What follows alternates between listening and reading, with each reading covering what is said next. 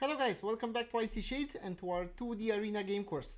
In this one we will learn how to shoot with our player, and all I ask of you in return is to click that icy like button and maybe the subscribe button as well. So if you're ready, let's dive in. Just like in other videos, we will start with the input from our player. So here in assets we have our input action player. Double click it, and a small challenge for you: use for shooting the left mouse button. I believe you've managed that. I will do it myself. Actually, I will rename the player to player input action. I believe sometimes we have a small confusion with our game object player and so on and so forth. Double click here, plus on the actions. I will name it shooting. Action type button, that is okay. And the binding, the path will be mouse and left button. Save asset and close this one. Now we will go into our script. So scripts and player, and we will make another function for shooting. So public void, we will call it shoot, and or maybe shooting, and we will call callback context shoot. Okay, open and close curly brackets, go a little down.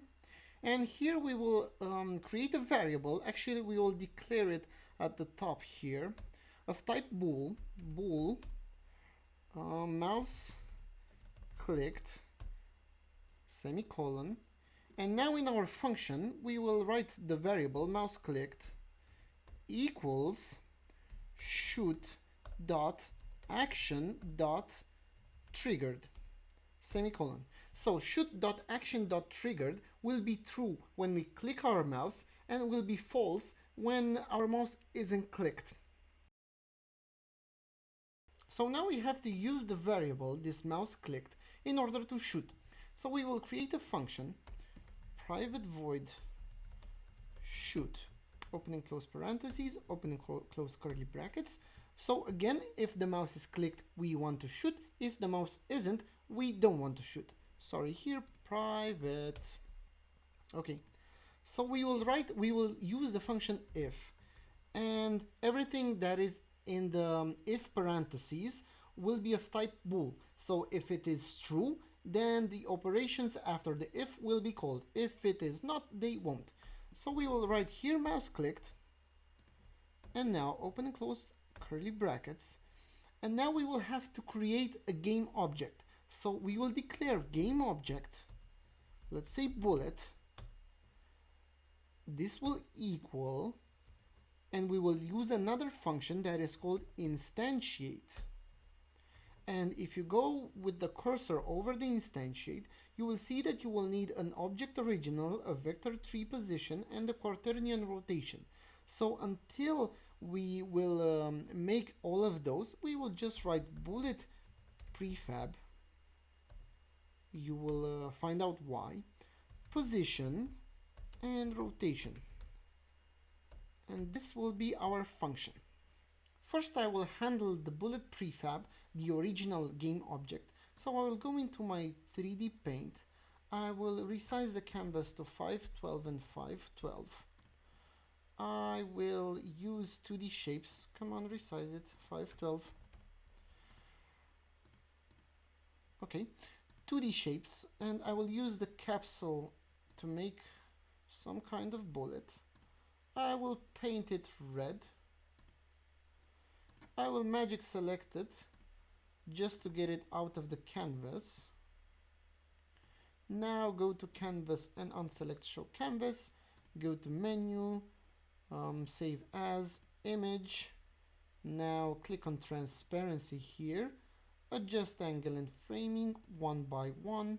Click OK. Save. And name it bullet right next to the rotated player here. Save.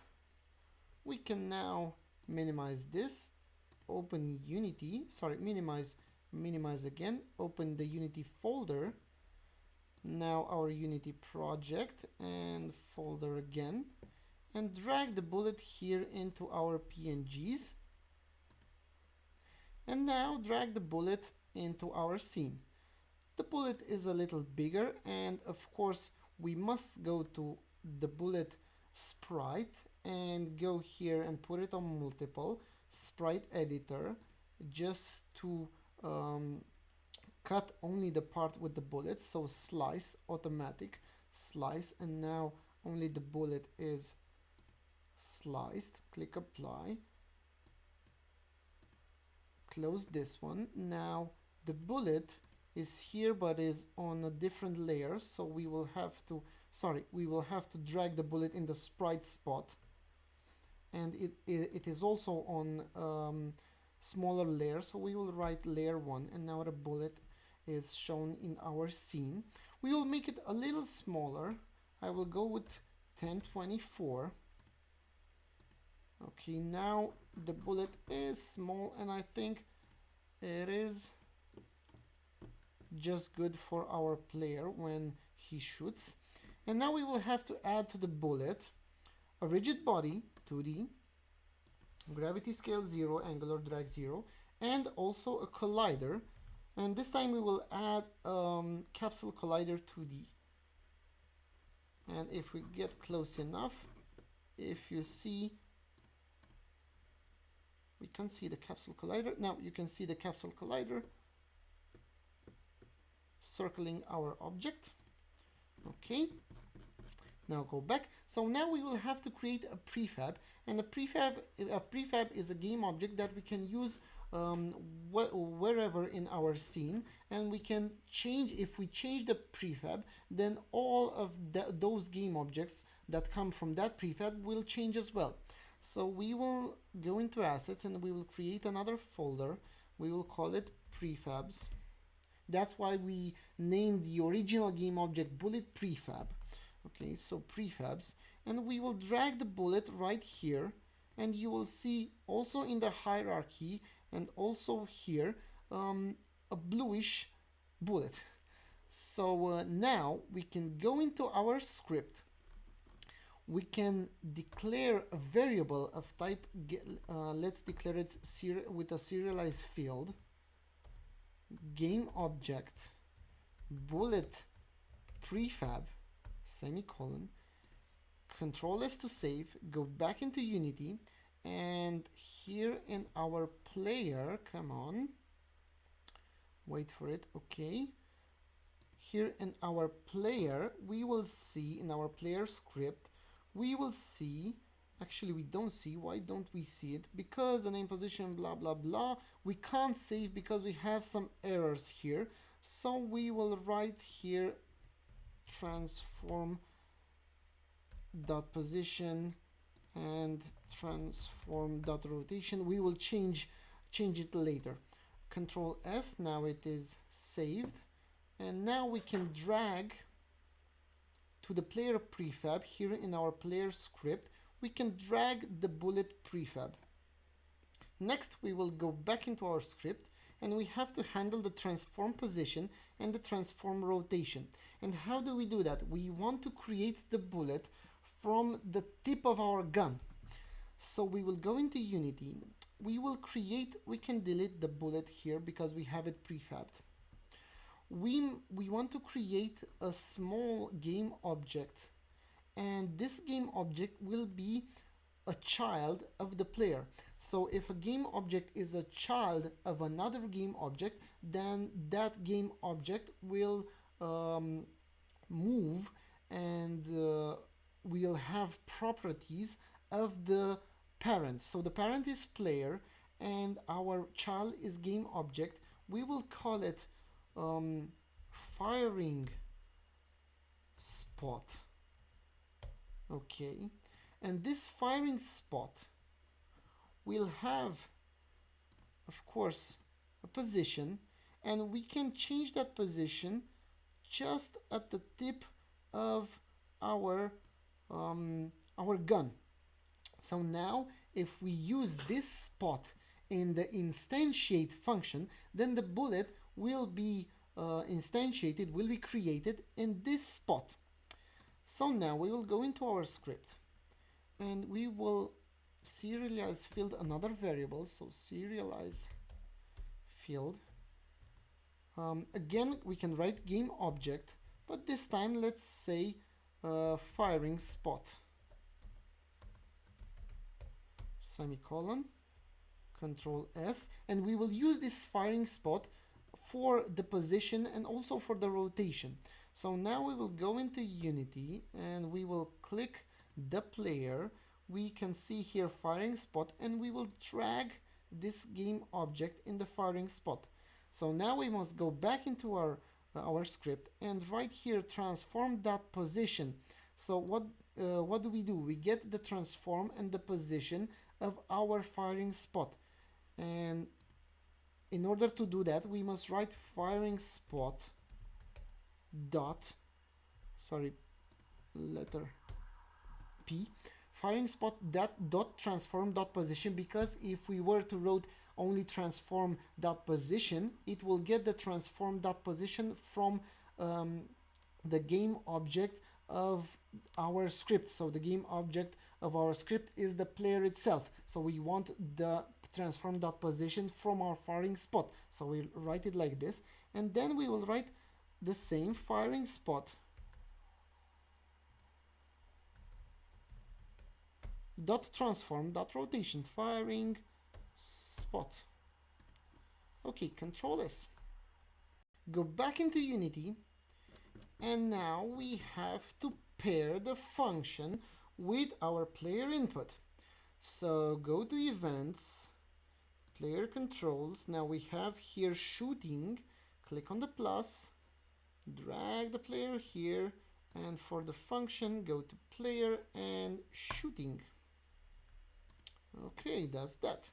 We forgot one more thing, so go to the script, and we have the function shoot, but it isn't called anywhere, so we will call it in the fixed update shoot, open and close parentheses, semicolon, Control S again, go into Unity now, and let's see what we have done. Click on play, and now if we, oh my god, what is happening?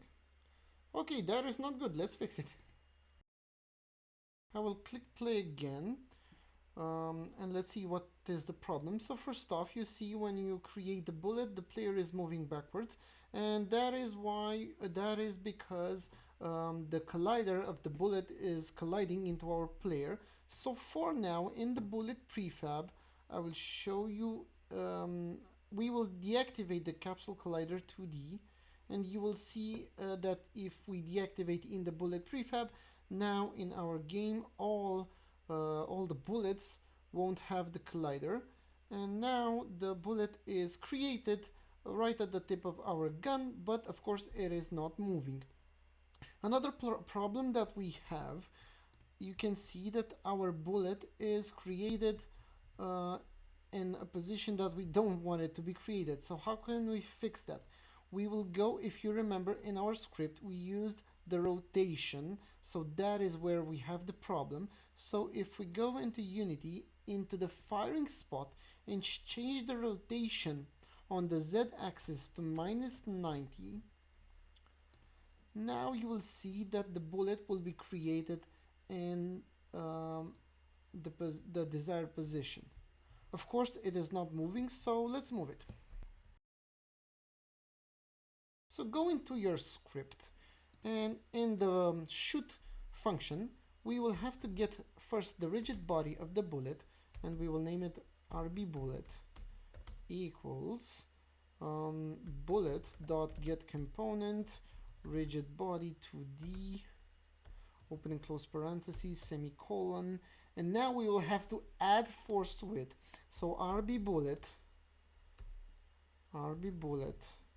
dot, this is also the name of the function, add force, and in the parentheses we will write vector2, and that vector2 must be a direction, so we will write firing spot dot transform, this is a point, dot up, and we write dot up and not dot right or dot down or dot left because we rotated the firing spot object, and if we have written right, down or left, then the bullet would move in another direction.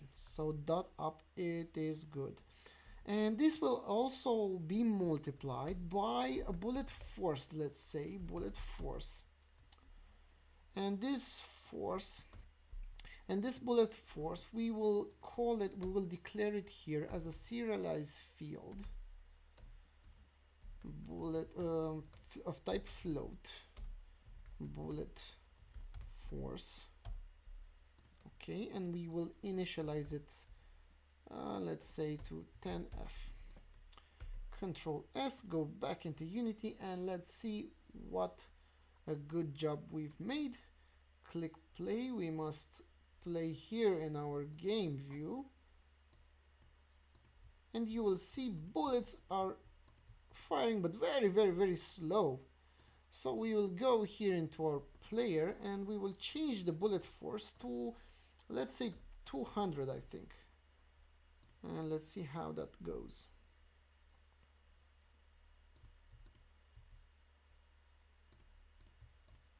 This is a little better. But of course it's not ideal, and we will see in the next video how we can change that and fix it. That's it for this one. I hope you enjoyed it, and until next time, stay frosty and extra spicy.